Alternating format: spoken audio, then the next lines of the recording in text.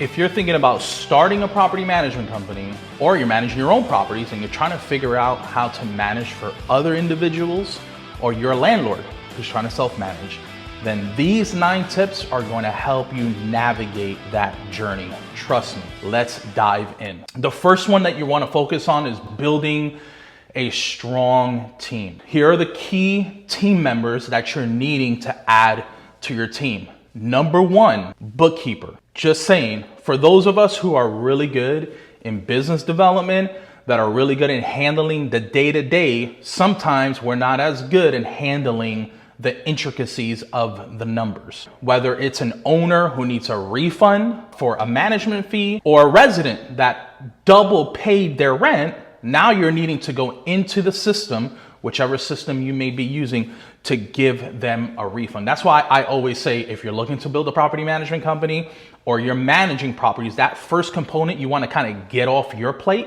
to build a successful team is going to be that bookkeeper component. Obviously, there are other key members that you need to add to your team. Contractors are one of those. You have to build relationship with trusted contractors. Now, that may be a challenge sometimes, because through time and through trial and through error, you can start to build your contractors so that you can manage well. Some of the other key components or team members that you want to be looking for is real estate agent. You need to build relationship with real estate agents. There's a few reasons why. Number 1, you can get leads from real estate agents. So you want to be able to build those relationships with either realtors or brokerages. That's an important team member to have within your group. When it comes to building a strong team, I know this aspect may sound clear cut and obvious, but you have to be a person who does what they say they will do.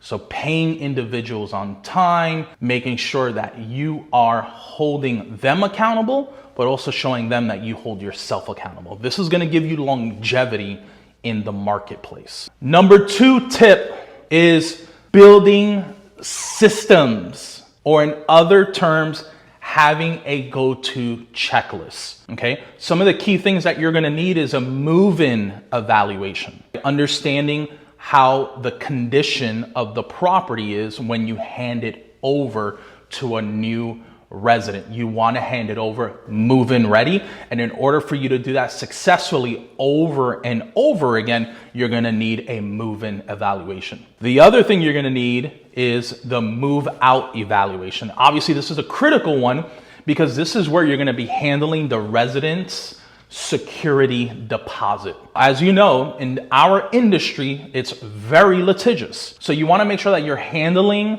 the security deposit the proper way. We will do another video where we discuss how do we handle resident security deposits. That's a whole different component. Today, I'm just giving an overview of 9 different things you need to have in order to run a successful property management company or just a personal team for a landlord. The other thing you want to implement above and beyond just your move-in evaluation, your move-out evaluation, the other thing you want to systemize is a mid-lease evaluation. Okay, you want to make sure 3-6 months in from a resident moving in, you have a checklist prepared and ready to go to know and ensure that the residents are taking care of your property. This is an investment, so you want to make sure that these properties are being taken care of. That's going to allow you to determine if you should renew and put that individual on another 12-month lease. Number 3, maintenance. More specifically, preventive maintenance. You want to get ahead of the different aspects that may be going on at your property, right? A lot of things that individuals may overlook is the importance of things like gutters, right? Or wood rot that's happening around the house. It's on the exterior, it's not hurting anybody for now, but those things that you may look as minor will become major. You want to get ahead of the curve. You want to make sure you're sending out an HVAC tech to do tune-ups to the unit at the properties. It's the same thing with anything else going on, all these major components. There are many ways that you can prevent from issues happening in the future. If you're living in Texas, then the fence is one of those things. You want to make sure that you're power washing them and then sealing them again so that they have longevity. Number 4, use/leverage software, especially your property management software. There's tons of softwares out there that you can use. We're not going to go over the specifics of which one is best. We use a specific one. I'm not going to mention which one now because I'm not trying to give them anything until they're ready to pay me for even mentioning their software.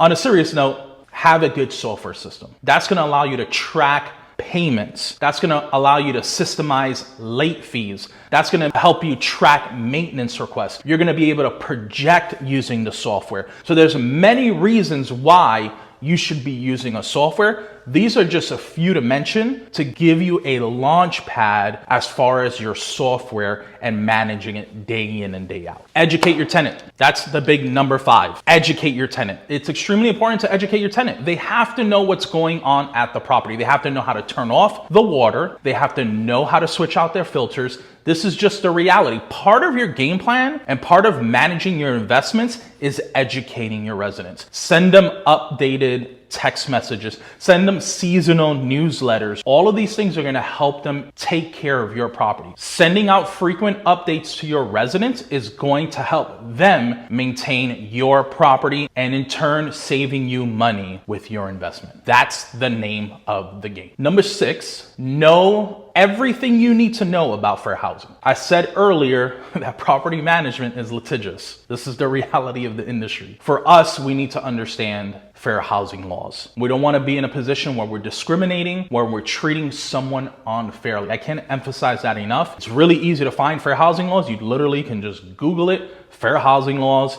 and make sure that you have it and make sure that you revisit with it because they constantly provide updates. Number 7, keep track of everything. I always say in our meetings when I'm meeting with my property managers, and I say it 3 times every single time, document, document, document. Make sure you have a source of truth. This is why it's important to have a software, a property management software, so that you and your team are bought into a source of truth. Where can I go to know the most up-to-date information and details about any particular situation that's going on at a property? That is going to save you thousands upon thousands of dollars. Trust me. Number 8, know how to assess your portfolio and performance. In other words, measure what matters. We have a lot of individuals trying to get into the industry, a lot of property managers that don't know how to measure what matters. How long does it take from a resident to move out of a property and then have the property actively listed and move-in ready? You got to know how long that takes. That's just one thing that you need to measure. Rent collection. How long does it take you to collect 98% of your rental portfolio? Measure what matters. And finally, number 9, and this ties into boundaries, is understanding that you're dealing with real people. These are real people that you're interacting with. That's the reality, right? So for us, we need to have empathy, right? We're dealing with people in their personal space. So for us and for them, they need to know they're dealing with human beings, people, and we need to know that we're dealing with people as well. People go through seasons. People have emotions. People have hard times. So you have to know how to effectively manage your relationships, especially for those who are trying to grow portfolios, right? Because you can't go around customizing every situation and accommodating for every situation. You have a business to run, but you can have empathy when running your business. If you want to run a successful property management company, you have to insert that empathy. You have to know what it feels like to be in someone else's shoes in any given situation. That is a strength for property managers everywhere. All right, guys, thanks for tuning in. A couple of things that I want to mention.